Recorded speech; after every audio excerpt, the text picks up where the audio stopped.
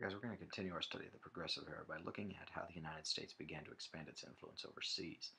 This really had gone back as far as the 1860s, when the United States acquired the Midway Islands in the Pacific Ocean and had purchased Alaska from Russia for 2 cents an acre. It gets a little bit muddy with Hawaii, who we'd been trading partners with since 1790. They'd been discovered by the British and named the Sandwich Islands originally. Here on this map, you're going to see the location of the Midway Islands that we acquired in 1867 because they're midway across the Pacific Ocean. But Secretary of State William Seward is really setting this in motion with the purchase of Alaska from Russia. It was called Seward's Folly because we thought it wasn't a good purchase. A lot of people did. It turned out to have gold, and then later we'll discover oil there. But Hawaii is a very, very different dynamic because it already had an established government in place, a kingdom, if you will, under people such as King Kalakaua, who in 1887, in exchange for a renewal of a trade agreement, particularly with sugarcane, gave the United States a naval base at Pearl Harbor, which of course would become important during World War II. And those planters had really started to influence the Hawaiian politics. They'd gotten themselves into positions of power and felt like they really should be running the show. But in 1891, Queen Liliuokalani had become Queen of Hawaii following Kalakaua's death. She felt that Hawaii should really be reserved for the Hawaiian people, and that the American planters clearly had too much influence and were dictating terms.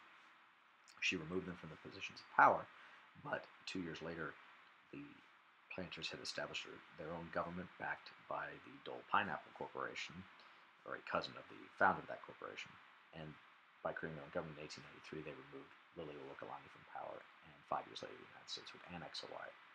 Across the Pacific, China was becoming a bit of a concern for the United States. We were worried that we were going to get squeezed out of China because the European powers had started to carve out spheres of influence, these areas of special powers and rights where they had exclusive trade agreements with China within these particular towns and sections.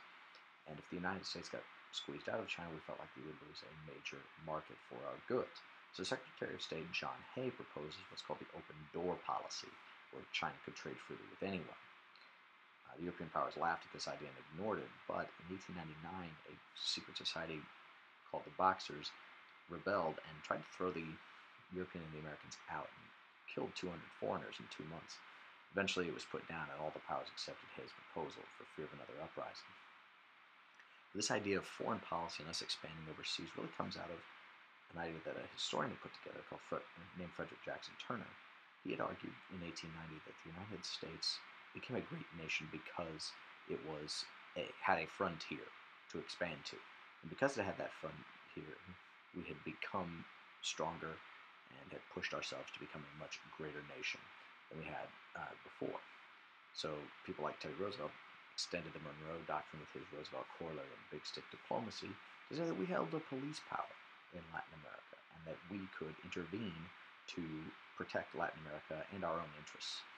You also have William Howard Taft, who shifted it towards what was called dollar diplomacy, tying U.S. economic interests to political interests overseas. And this is really seen with the Coca-Cola Corporation, who established bottling plants across the world, so that even today, the Coca-Cola words are the second most commonly known English words in the world. Thanks, guys, for paying attention. Hopefully we took good notes.